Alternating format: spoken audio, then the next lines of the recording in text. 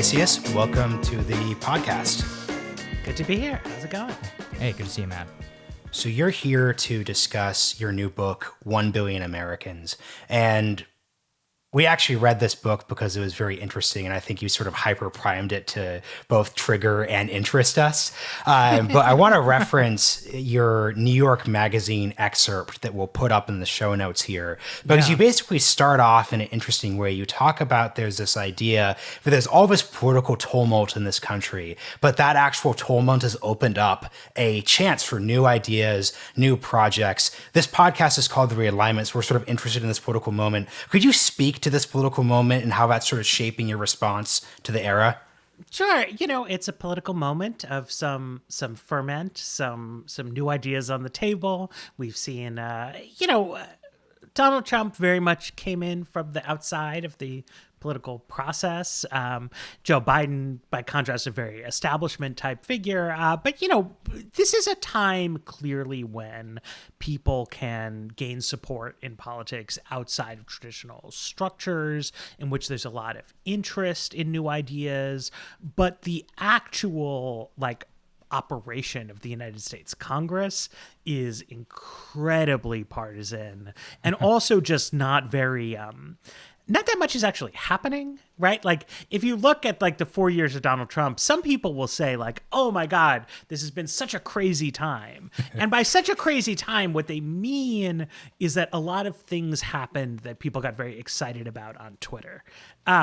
A pandemic happened in 2020, which is obviously a big deal as a global phenomenon. It's sort of outside the American political system. But if you were to just soberly sum up the Trump years, right, in legislative terms, you would say a couple bills passed, Republicans won an election and they cut taxes some. Yeah. Shocker. That's, it's not unimportant. I have more money than I would have had if that tax cut bill hadn't passed. That makes a difference. But every Republican cuts taxes. There was no great populist remaking of the universe, right? And Democrats have gotten very keyed up about Trump on a lot of dimensions. But are going with a incredibly conventional political leader, and if they win, taxes might go up, there might be a minimum wage increase, but I don't think there's going to be sweeping policy transformation coming from Joe Biden, in part, because of who he is, but I think less because of who he is than just because of how the political system is going these days. So to me, part of the fun of writing this book is that the core idea is so weird and sort of aspirational, and I enjoyed inhabiting the mind space of trying to think through, how would we triple the population? What problems would that cause? And then how could we solve those problems? And what if America just wanted to make big changes of different kinds? What kinds of changes could those be?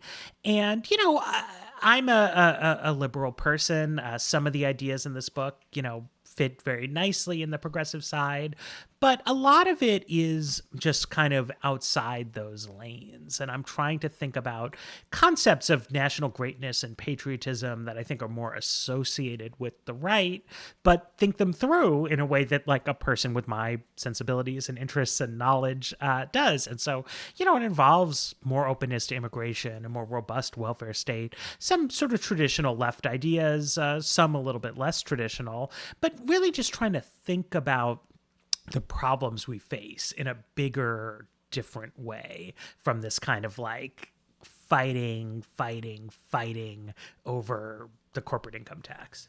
Mm-hmm.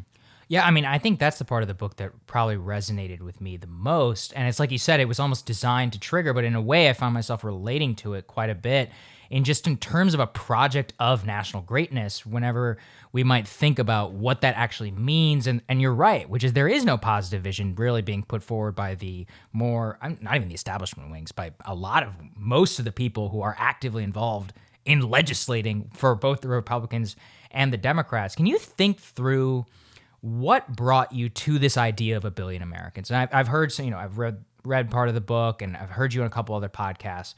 It's a lot rooted in the idea of scale and increasing returns to scale. When did you start thinking about things in that term.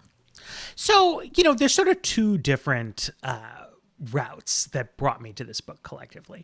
One is listening to the specific problems of different cities in America, right? So both intense housing affordability crunches in a bunch of coastal cities, but also a real lack of vibrancy and economic opportunity in, we sometimes call them Midwestern cities, but a lot of them are in the Northeast, actually, just not like Acela stops. So, Worcester or Springfield in Massachusetts, Rochester, Binghamton, Utica in New York. And so you go to these communities and you look at like one of them and you say, okay, I can envision like a revitalization of Utica, right? And it always involves, okay, we're going to do this, we're going to do that, and it's going to cause people to want to come here, and companies going to open up. And what's true about all that is that, opportunities follow opportunity. Right. So a big challenge for a lot of these places is just that they're kind of cold. And like all else being equal, people prefer to migrate to warm places. Same time, Boston is a very prosperous, successful city, a lot of growth, a lot of job opportunities. And they have all these fancy universities there. There were those labs spun off a lot of companies, some sort of computer tech, but mostly biotech, medical type things. And then because those jobs are there, people come to do the jobs, and other people come to, have restaurants or hair salons, or people come, they drive the buses, they build the houses that they're in, right? There's a whole economy just built around the fact that other people are there. And you can replicate that in like one city. You could say, okay, we're going to have a new research center and it's going to be in Cleveland. And like, we should do that. That'd be great. I love Cleveland. But if you want to do it across multiple cities, right? Trump in his campaign, he painted at one point this, I think, very appealing vision of like these Rust Belt cities, like coming back, right? And, they're going to shine. But you can't do it, right? Like, mathematically, just by like putting some tariffs on things. There's needs to be actually more people, because when Trump says like Cleveland's going to shine again, like he's not promising to depopulate Houston. Right. Like, sure. he isn't, right. He's trying to talk to people in declining areas and meet the aspirations that they have. But nobody is saying like we need to undo all the growth in the Sun Belt. So you actually need more scale to do that. Then the other part of this is about China, international competition. And like, wouldn't it be better for America to clearly stay number one? When this is something that I did not know. I mean, I knew, you understand this directionally, that these Midwestern, Northeastern Rust Belt cities are depopulated, but I didn't realize the scale of which they depopulated. So like Detroit, what has like half of its population from like sort of the 1950s. So like that's your point about like, where are these people going to sort of come from? Like, if like, where is Cleveland going to sort of go? So can you sort of speak to the real scale of what's happened in these cities since sort of like the height of post-Cold War industrial America? Yeah. So, people start driving cars after World War II, and basically every city loses population. And why not? Right? You can drive in from the suburbs. It's very natural. Some cities, though, New York, Washington, D.C., kind of hit bottom at a certain point, and more people start coming in, and that's all good. Thriving metro areas. We have so many other cities, like St. Louis has lost about 60% of its population. Detroit, about half. And then, in the book, I rattle through lists of Philadelphia, Baltimore, Buffalo, down. 6 of the top 10 cities in Ohio are below their peak population and still shrinking, right? And the big problem here is that when your city is shrinking, it tends to continue to shrink because you don't have the tax base to maintain your city services. You don't have the customers to go do other things. Your houses, they're not just affordable in the way, like, it's great. Like my in-laws live near San Antonio, and San Antonio is affordable in a way that DC or New York, where I grew up, are not. But a place like Buffalo is not just affordable. It is so cheap that the houses are worth less than it would cost to rebuild them from scratch. And that means that homeowners' sweat equity just kind of wastes away, and that landlords don't have incentives to keep up their structures, right? So a lot of people who I know read Matthew Desmond's book, Evicted, which is basically about shitty landlords in Milwaukee. And it's a great book, but I think a lot of people think it's a book about landlords, but it's really a book about Milwaukee, right? Where the particular circumstances there incentivize landlords to behave like that. Now, anyone who rents, I was a renter for years. Anyone who rents a place, you kind of hate your landlord. There's a little bit of a conflict of interest there. But capitalism oftentimes works, right? Like, people make money by providing a worthwhile service to you, the customer. And in a healthy city, it's like that, right? You own the building, so you don't want it to be infested with rats. You want your tenant to tell you there's a problem, and then you want to fix it because the building is worth something. When you get to a place where it's just decline and decay, it's not like that. And you're just trying to squeeze whatever juice you can out of these declining assets. And so people don't want to live in cities like that. So if you do something good, like you make the schools better, where you help somebody with a program, then they go to school, they go to college, and then they leave, right? Because you want to be someplace with opportunity. But that's dysfunctional, right? Like, we don't want that. We want people want there to be opportunities in their community, and they want the children growing up there to get educated and things like that. But we have a dynamic now across a large swath of the country. Like, most rural counties are losing working age people, as well as many of these Rust Belt type cities. And you can't reverse that on a national scale without a change in the trajectory of the national population. So what strikes me most about what you're saying is kind of like the populist tale of both sides, like the right and the left, and kind of like how they would internalize like a story of the last 30 or 40 years and what we would call globalization, but what we really mean is like China and kind of what's happened, along with an acceleration of a lot of different trends. The question I have is, you wrote about how this has never been a better time for big ideas. Completely agree on that. But how do you have big ideas for a national project if you can't come to a consensus on what a national project is, whether there should be a national project? I mean, frankly, there's a lot of like pseudo anti-intellectualism or intellectualism out there right now about how any sort of national project itself is bad. How have you reconciled that right now? Yeah, I mean, look, this is like, when I started working on this project, which wasn't even that long ago, I felt like this was a less prominent thing. But now I think, people will look at this book and, it's like red, white, and blue on the cover, and like it's got a lot of stars. And so some people on the left are like, oh man, I don't know. At the same time, like, that's America, right? Like, this is a kitschy, patriotic country where like we like our 4th of July fireworks displays. You'd look at like a Biden-Harris event, and it's like, it's freaking full of flags. Which is awesome. I went to Germany for their most recent federal election. It's like there's no flags there, right? Like, it's very, Germans, they have a certain amount of pride in their country and their culture, but they don't at all have that culture of patriotism. And that's due to the nature of German history, obviously. That whole thing. Which we know about.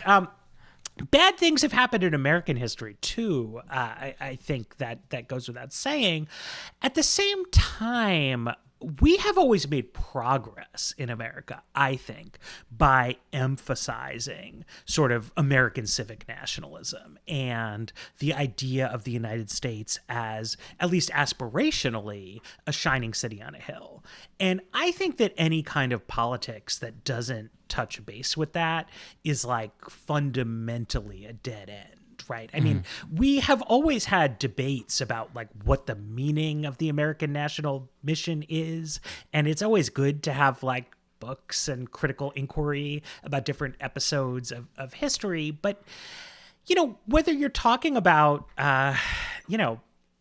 the abolition movement, the civil rights movement, or, just like Barack Obama's presidential campaign. Like, these things are done by talking about like what's been good in American history, who our heroes are. And I do think that this kind of current vogue for like scouring the past to say bad things about people. So DC did this inquiry into like who stuff is named after, right? Yeah, right. And so some of it unveiled like genuinely bad, so they'll be like, okay, so there's a library or something, a school, it's named after somebody you've never heard of. And it turns out, okay, this guy, he was like on the DC council and he really fought hard for segregation. So, okay, maybe we shouldn't be honoring that guy. But on the list was also Ben Franklin. So I saw that, I was like, what's up with Ben Franklin? And so it turns out that Ben Franklin, for a time, he owned two enslaved people. And that's obviously horrible. At the same time, well, why are you honoring Ben Franklin? Like, well, everybody knows why you're honoring Ben Franklin, right? He was the American minister abroad. He was a signer of the Declaration of Independence. He wrote the funny things. I think he founded an anti-slavery society. So, like, what is the point of being like, actually, So, I don't know. That is my sort of basic take on that. I don't think leftist intellectuals are going to get anywhere with this like hermeneutics of suspicion on the United States as a country. But this is where oh yeah, go ahead, Mark. Yeah, but this is where it gets interesting though, right? Sort of a leftist intellectuals versus, but I'm sure like the critique of sort of like woke capitalism. I don't know if you sort of saw that Twitter thing. It was an image of a Lululemon like athleisure ad where they were referencing like dismantling capitalism, like in the actual ad. You really should, and it's sort of like we have to sort of stick up for our right listeners here. Our right listeners are right, cool. Like Matt's based, like Matt gets it, but like the vast majority of people on the left are ultimately comfortable with sort of like woke performative liberalism. And this is actually spread from like annoying Twitter intellectuals to the heights of corporate America, to the heights of like, the university systems, to Hollywood and entertainment. How do you respond to that argument? Well, that goes a bit, beyond the scope of everything. But, corporate marketing is very cynical. Right. And that has sort of always been the case, right? After 9/11, it was like we were going to fight terrorism by going to the mall. And now we're going to fight racism by going to the mall. And, whatever is in the air, like buying some new clothes is going to solve your problems. That's the nature of marketing, right? And the point of politics, though, is to try to translate these sentiments, right, whatever they might be, into something that is real, right? And so to say, racism is what people have been talking about, but it's like what can we do that would be helpful? Right? Like in a real way. And so like I saw a paper yesterday. It was about like how much a minimum wage increase closes black-white earnings gap, right? That's not something corporate America is going to get excited about. Yeah, right. Because like they don't like paying people money, but it makes a real difference in people's lives. By the same token, my book is more about like American greatness, right? So if people are in a patriotic mood, like corporate America will slap a flag on anything. Like they don't care, right? They're all for it. Or they'll tell you, right? So if you talk these days to a Facebook lobbyist about anything, they'll be like, well, we got to stick it to China. We're an American company, right? And so it's like, okay, so you are. But then if they're talking to the lobbyists in Europe, they're like, well, we're a global company, right? Yeah, right. We're interested. And that's, it's business. There's no point in getting too mad about it. But I do want to say that, like, look, we should take competition with China seriously as a subject and not just as a like excuse to help out some American company that has some beef with a Chinese company. This TikTok thing, I think Trump is probably right on. He's gotten a lot of bipartisan support for it, I think because it's probably correct. But also, like, banning, like, a video meme app is not going to, like, make America great again. So we have to think about it, right? And, like, fundamentally, like, why is China a big deal, right? And it's because there's so many Chinese people. It's still a pretty poor country. It's like Mexico, Bulgaria. And so because it's poor, they have a lot of opportunities for their economy to grow relatively rapidly because they're nowhere near the technological frontier. They can copy stuff. They can grab things. They've got a lot of upside. And we can't stop them from trying to fulfill that upside. But we can fulfill our own upside, right? Which is that like a lot of people want to come here. Americans say they want to have 2.5 kids per household, just like we used to. But now we're having like 1.7, right? So how do we make those things possible, right? How do we tweak immigration policy to handle people's objections to it without closing our doors to foreigners? How do we let people have the families they want to have, and then we can have a growing, thriving country that stays number one forever, and we can, tell the developing world, like, by all means, go get rich. Like, 2 thumbs up for you, but we're going to leave you in the dust anyway. So this is something I really want to get to in the core of the book, which I think, if I were to distill it down to like a sentence I was telling him, I would be like, he wants 1 billion Americans because he wants America to be awesome, and we need to beat China because China is bad.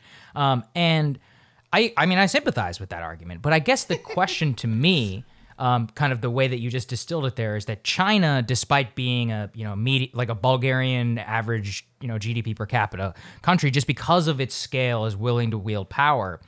I mean, in a way, could we read that as we need 1 billion Americans just for the sake of it, even if they live like relatively mediocre, like not high quality lives? Just having the scale itself is so important for national power? Because if so, I mean, most Americans would be like, yeah, but I don't want to give up my quality of life and more just because on the aggregate we would be stronger. I want to beat China because we're awesome and we build big things here. Yeah, but I mean, that's the point of the book, right? I mean, look, you write books that are good. I started looking into this subject, right? I was like, well, what would happen if we had 1 billion Americans, right? And if I'd convinced myself that it would be just like a really difficult, painful trade-off, I'd just go think of something else to do with my time. But I started thinking, no, like we could solve all these problems. We could solve the problems of Rust Belt decline. We could, address the needs of our housing and transportation sector. We could have a stronger economy. We could be more prosperous. I know that's not to say like you want to just be completely arbitrary about it, but that there is a viable pathway here. And that's why, we were talking before about the idea of national projects, right? To say like, I know open borders people. Some of my best friends are open borders people. I agree with some of the things that they say. I think they have made a lot of sound economic arguments that people kind of underestimate the value of immigration.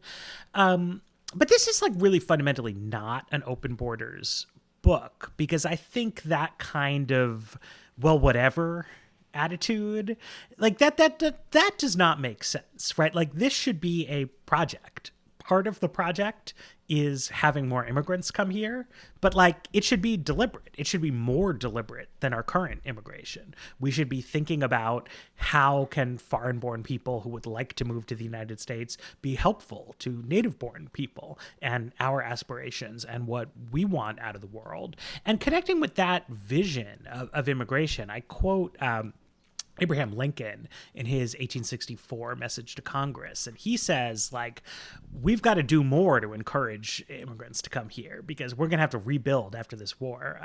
The actual details of that policy, like, I don't think you would want to emulate, but the spirit that he was operating with, which he wasn't like a contemporary progressive who's like, oh, it's so sad. We got to help these people. We feel sad. Everything's about being sad and guilty all the time. It was like, no, like, we're going to win the war, but we've got this cool Homestead Act, but like we need somebody to go on the homesteads. Like we got to get some more people in here. Like let's be amazing. And that's what I'm all about. So can you speak to sort of the balance between, because you basically have two broad policy proposals here. One is make it easier for people to sort of have families, getting us up to the desired sort of, birth rate, and then also increasing immigration. So adding those, like 600 million people roughly, what is the proportion of we're increasing the birth rate and what is the proportion of like immigrants? 'Cause I think you cite 100 million people right now, so they want to immigrate here. So how does that balance out? Yeah, so I mean, I started trying to do the math and working with spreadsheets, and of course it gets complicated because because the immigrants themselves have children, right? So it's like it's hard to give a really clean answer to it. The basic goal is to get America's population growth rate up to Canada's. If we grew as rapidly as Canada is growing for the next 80 years, we hit 1 billion by the year 2100. So Canada has both more immigrants relative to its population than we do, and also a higher birth rate. One reason for that higher birth rate is that immigrants have more children than native-born people. So it's a little bit of a confusing mix. Fundamentally, I don't think we know exactly what the fertility response to more family supportive policy would be, and I don't want to be like a crazy human manipulator, you know, like tinkering if the response is bigger than anticipated, I don't want to be like, oh no, like stop having the babies, 1.2, right? cut it off. But also, like, if it doesn't work, right? If people go up to 2.2 kids instead of 2.4 kids, I don't think. Singapore has this like creepy campaign where there's like posters up everywhere and they're like, have more babies. And it A, doesn't work, and B, it's super weird. And I don't feel like incredibly comfortable advocating for that. I was on Tyler Cohen's show and he was like, well, maybe we should just make everybody be Mormons. And I was like, I don't know. Like, Mormons seem pretty great, but also like, I don't know what does that mean as a policy? And like, should people be more religious? Like, I don't know, maybe. It seems like it's good when people have like communities and faith is a positive impact on a lot of people's lives, but we can't like make them, quote unquote. So We'll have to see what happens. I think that if we did more to support families, people would have more children. I think if people had more children, that would change what they do, right? Like, I spend less time drunk at the bar now that I have a kid. A lot of people, they have kids, they go to church more, right? If they had more cousins, they might have more children themselves. But I don't want to promise exactly what the dynamic impacts of this are going to be. Whereas at least in the short term, immigration is this like, it's like a faucet, right? You can turn it on, turn it off. And, I think we should turn it on quite a bit right now, and we could turn it down if for some reason we had to. So this is the other interesting part on this, though, which is that if we need a continuing national project of greatness over a period of 80 years, you need some level of societal cohesion. What are your prescriptions? Like, how have you thought through this? If we're going to have such a radical influence of immigration, and this is aside from the high scale, low scale. I mean, look, my parents have PhDs, like they're professors, and I was born here in this country. There are a lot of like woke young South Asians who have like internalized this narrative of like the oppressed POC and have bought into a lot of this like very elite cosmopolitan culture. How would you, so even if we were, like, say, all high scale, 100 million or something, how would we continue to have a project of national greatness when we see so much of the way that recent immigrants to this country, is in that sector in particular, feel? And I want a particular response to this one, which is, if you talk to the real doomers, like who are people on the right, they'll be like, look, 7 out of 10 of, recent immigrants to this country or recent newborn Americans voted for the Democrats. Like, it very much feeds into this idea that it's like, oh, the only reason they're for immigration is because then they can win national elections. We'd just love to hear a response to that. I think conservative fatalism about winning the votes of people of color has been very damaging to America. It's both, I completely agree. It's brought like right-wing people. For one thing, it's counterproductive, right? Because like if you decide it's hopeless, then you don't do the work. It's also created a lot of like loopy demographic triumphalism among people on the left who will be like, well, we're just going to like do without white people and who cares, right? No, but after 2012, you like heard a lot of that, and it didn't work politically in the long run. To me, one of the most interesting things about the 2020 race, right? Right now, Biden has a healthy lead. It seems like he's going to win. It seems like Trump is going to lose.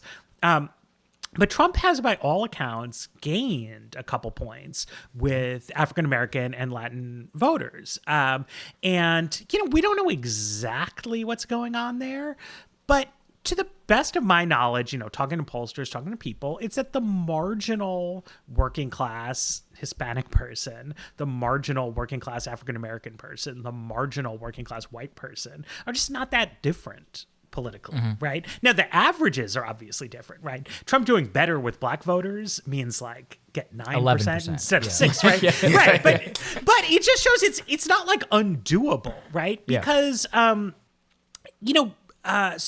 people on the left talk about, intersectional issues and things like that. But an inverse of that, like, also applies, right? Which is that, people have multiple identities. There are religious traditionalist Hispanics in the United States, like a lot of them, and they may not agree with Democrats about certain gender-related issues, and that's like, a campaign theme Republicans can work with.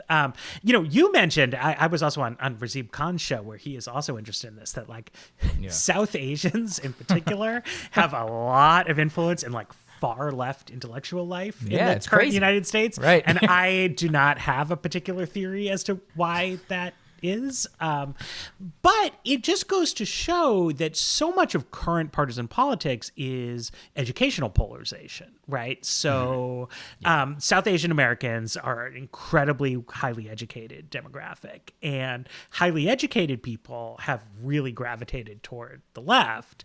And so it's just a little bit contrary to the like schematic of like, oh, the Democrats are like importing this like helot proletarian class that will vote for them forever. Like, actually, Trump is doing better with working class people of color. And, the like kids of all these doctors and engineers are getting PhDs and, decolonizing our podcast and whatever else. But that just goes to show that like partisan politics is weirder than people want it to be, and there's more degrees of freedom for like political entrepreneurs. I think, to put it mildly, the current Republican Party has not been super deft at its outreach to people of color, but it's not totally ineffective, even as it's been a little bit clumsy. And I think conservatives should have a little more sort of confidence in the idea that their vision makes sense. Like, after all, like, you go to, I don't know where, go to Jamaica, go to the Bahamas. There's conservative political parties in those countries, right? It's not like everybody looks around and they're like, no white people here. I guess we got to just give up. Like, they're religious people. They're business owners. They're people who put more priority on upward mobility than on safety net stuff. Like, these are like... Conservative politics, more than any other kind of politics, actually like speaks to universal aspects of the human condition and desire for like groundedness. And the idea that you like couldn't handle that if like some more people came here from Honduras or whatever, I think is a little bit silly and weird. Whereas I think there's a real question about like how do we want to select immigrants to come to the United States, right, is a completely valid policy question. Yeah. So the part that we're not really hitting at here and will be helpful for listeners is, can you sort of outline what this $1 billion person, or what would an America that just was denser, I think is the correct way to put it, what would that America look like? Because I think if we were to sort of articulate the doomer, right, conservative vision for what this would sort of be, it would be that the America you're describing would basically turn into South America at its worst. So you would have sort of the wealthy urban enclaves, and then you would have like favelas where there are desperately poor people, basically like a parody version of California. I take it that's not your prescription for your vision of America. So articulate sort of the counter to that version. Yeah, I mean, look, so I really just urge people to do the math. Like, some people are out there on Twitter like, oh, he's going to have everyone living in Mega City 1 because, that's Judge Dredd for those who don't know. Yeah. So tripling the population, like, it sounds like a lot. It is a lot. I mean, I'm not going to lie to you. But it means we would have the population density of France. So I don't know. France is probably like one of the foreign countries Americans are most familiar with. They've got vineyards there, some nice coastal towns. It's fine. We would have half the population density of Germany. We would have nothing. One of the things I talk about in the book is like, well, what if we had the population density of the UK? And it's like crazy. That's like 7 billion people, and nobody wants to come here. There's like not enough people on the planet for America to be as dense as the UK. I've been to the UK. London is similar to New York, I would say. Like a great city if you like big cities, very expensive, a lot of affordability issues, but like really cool. And then they've got rolling hills, they got sheep. You can go up to Scotland. It's fucking empty up there, but that's like a lot of the plains in the United States, right? Like in an interesting eyeball sense, you would never know, oh, I'm in a country that's like orders of magnitude denser than the United States of America.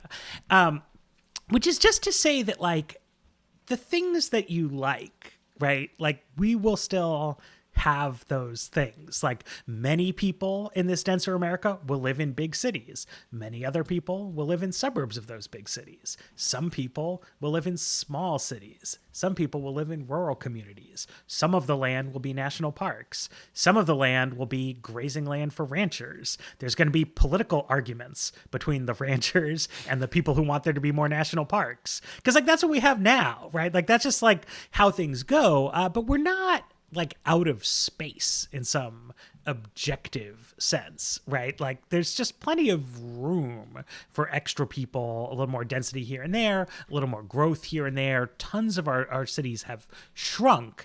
And what a growing America would be most different is that it would be growing.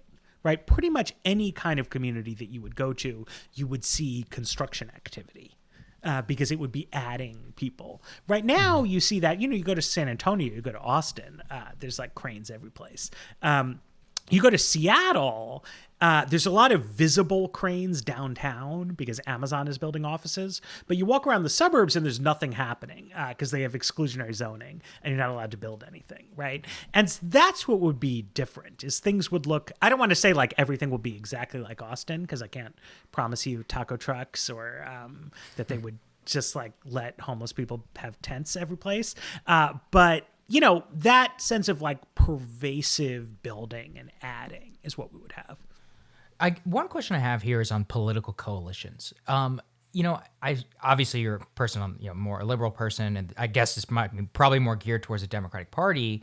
I mean, is there a realistic political coalition for this on the left? I mean, we see kind of the realignment on the Democratic Party. We see a lot more new suburban voters who are voting Democrat who may not necessarily want, or they might actually be the exact same people who voted for exclusionary zoning and really like exclusionary zoning. What does the political coalition look like for this on the left that's a ruling coalition which would be able to actually legislate and pass this through Congress?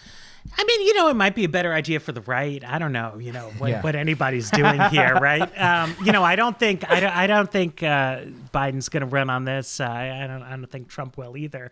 But I think that big national projects are actually not associated with specific political coalitions, right? There wasn't a let's win the Cold War political coalition in a coalition sense. There was a consensus that we should try to win the Cold War. And then there were sub-coalitions inside that consensus who had different ideas about what that meant and what it would look like. And different parts of the winning strategy were put together by different people. Like, I think the civil rights movement in some ways was intertwined with Cold War politics, right? That there was an alliance between, people who just wanted that as a demand for self-respect, for justice, certain elites who saw it was making us look bad in a third world context. And there were conservatives, who opposed it, but it got done. Then as a somewhat separate post-Vietnam thing, right? Like Ronald Reagan came in with a rejection of détente, and it was a partisan project essentially, but it was part of a larger umbrella in which there wasn't a completely universal consensus, obviously at any point in time that we should do this, but it existed in both parties, and there was a ping pong back and forth. So I think you could easily see these ideas coming in different directions. I mean, I know in terms of your project and like the concept of realignment, there's a lot of interest among conservatives, I think, in putting some more like meat on the bones of the idea of populism, right? That what are we actually trying to do here? I think not everything in this book, but some of the things in this book can, fill that out a little bit. Some of these are just like straight up, I think, progressive ideas, but maybe a different way to talk about them that broadens the coalition a little bit outside the kind of college-educated professionals thing. Like, I want people, I want Democrats to talk more to working class people and working class aspirations. And I want Republicans to acknowledge the sort of inevitable diverse future of America and talk to those aspirations, right? In conservative ways, progressive ways, right? But to like engage with the reality that we are going to have a multi-ethnic working class majority for the foreseeable future in the United States. And we need to do politics that's relevant to that. Right. So what would be helpful, I think, too, is, as you sort of admit, right, like this book is a thought exercise. It's interesting, but you don't literally think there's going to be a political program implemented in the next 4 years. What is like your projection for this country's sort of state in 2050 if we continue with basically the status quo, right? So a combination of like hyperpolarization, declining birth rates, weird fits and starts. So like Biden maybe wins, but then that goes for 8 years and sort of like a Republican can come back. What's your sort of projection if we continue without an ambitious project like you're describing? I mean, it's dangerous to project the future, but I think that we're seeing with this pandemic, right, a difficulty like responding to things that don't totally slot into everybody's ideological priors, right? Nobody's like favorite policy idea is like, let's deal with a pandemic, right? Like everybody has their projects and they have their obsessions and they have their kind of hangups, but like shit happens sometimes, right?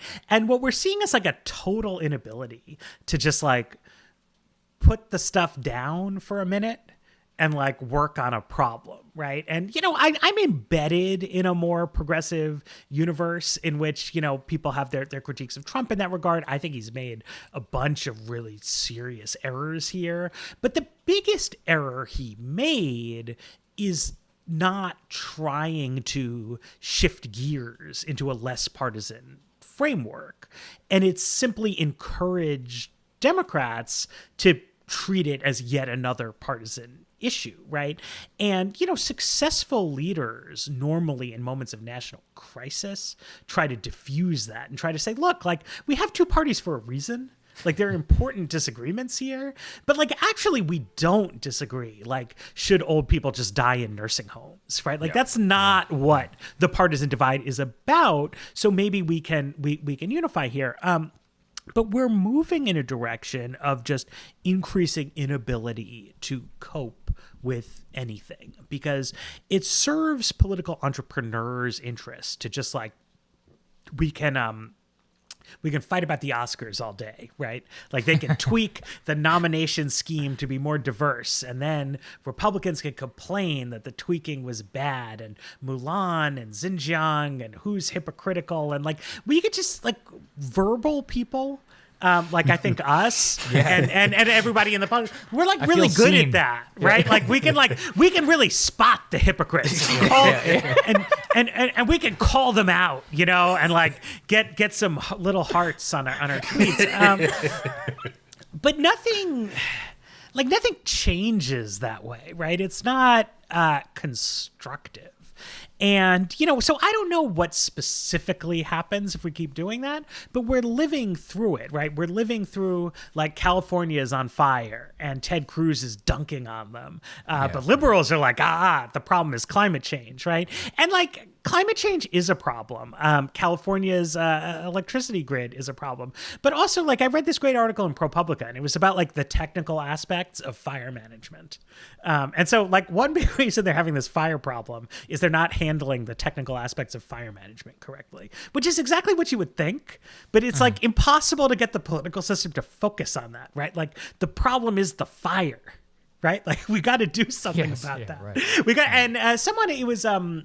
the CEO of Stripe, like he tweeted, Patrick, he's like, he's like, Patrick Collison, he's like, what are some ideas about firefighting? And like, everybody got so mad at him. He's like, you're not supposed to talk about firefighting in the middle of a fire. And it's like, I don't know, man, like that's not great. Like we have to be able to talk about the actual things that are happening and not just what happened to be our personal political obsessions. So our last sort of section here, because we should have hit it earlier, you sort of sum up the opposition to your program from sort of the left and the right is basically coming down to the country is full. And the most obvious sort of, and we sort of talked about the rights argument, right? The country is culturally full. There are working class like issues there with like workers, but from the left it's basically climate change and the environment. And that was actually a really interesting section of your book. So can you sort of like, let's just talk about that, right? So like, why? I mean, I know I come from like Portland, Oregon, so like I very much come from like the milieu of like don't have kids because it's going to destroy the climate. You're obviously arguing against that notion here. Yeah, so so there's an environmental movement in the United States, which has its origins in a kind of neo-pastoralist sentiment, right? Yeah. And the kind of basic original environmentalist idea is like you should go live on a farm in Vermont and you should compost. And coming out of that movement, we have a lot of actually important scientific insights, right? And so it turns out, right, that like lead is very harmful to human brain development. We've learned more that particulate pollution has all kinds of ill health impacts. It also turns out that carbon dioxide emissions are creating a layer of greenhouse gases in the world, and it's raising temperatures, and there are problems associated with that, ice caps melting, shifting weather patterns.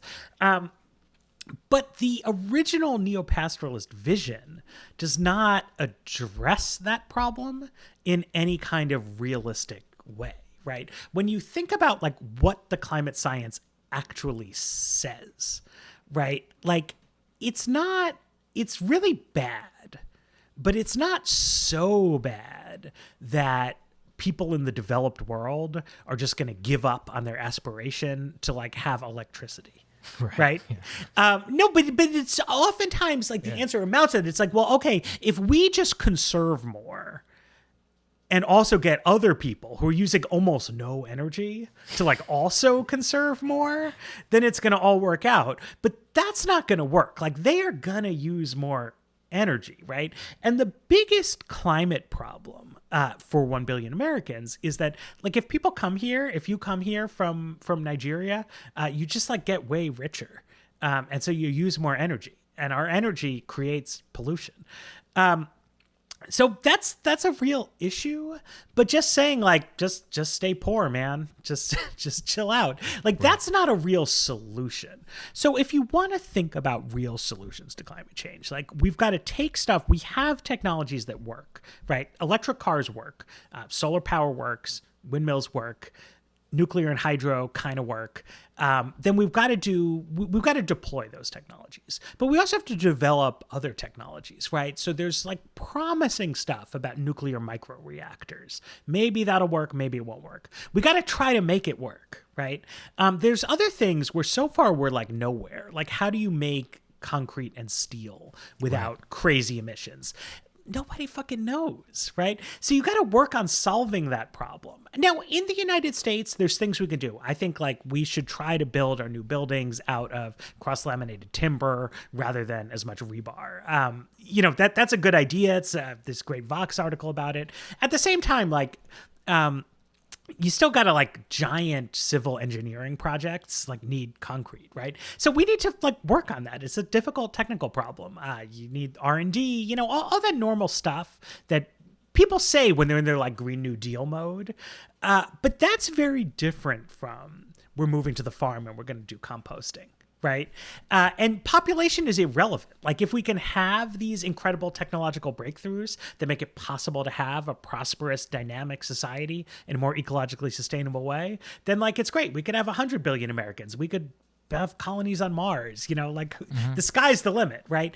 And that's the framing that I want to have. I want people to address the climate problem in a eco-modernist perspective, right? Rather than a neo-pastoralist perspective. And I think when you adopt the modernist perspective, you're taking the problem seriously. It doesn't mean like do nothing and say technology is the answer. It means like focus on technology, but population control is definitely not the answer. Yeah. You know, one thing that really strikes me about this is it's almost like a technocratic populism. It's like we need to approach this through like technocracy. We need like an awesome technocracy which is able of doing this and carrying this out through a billion Americans. Have you thought about the mechanisms of actually assembling like a great technocracy? I've thought a lot about how do you create like good personnel in order to carry through these, like, I think I heard you talking somewhere about, it was like in Sweden, they have transit authorities who are just like very pleasant and like will help you. And you could just never imagine an MTA worker like doing that for you in New York City. How do you do that? And because that seems to me the key to actually fulfilling and carrying through so much of what you're talking about. Right. I mean, you know, there's a sort of rank and file civil service aspect to it. Yeah. And, you know, I don't know. I mean, I'm not an expert in this. I think it is worth noting, right, in America. This is absolutely the technocratic populist synthesis, right? It's like, look at the Navy, right? Like, they've got these giant ships with nuclear reactors on them that airplanes land on. Yeah. And they're all staffed by government employees, right? Like, but it's not like going to the DMV. You know what I mean? Yeah. Like those guys are awesome, right? And part of it, you know, is like, yes, like they are paid and, you know, it's important, but also like it's respected.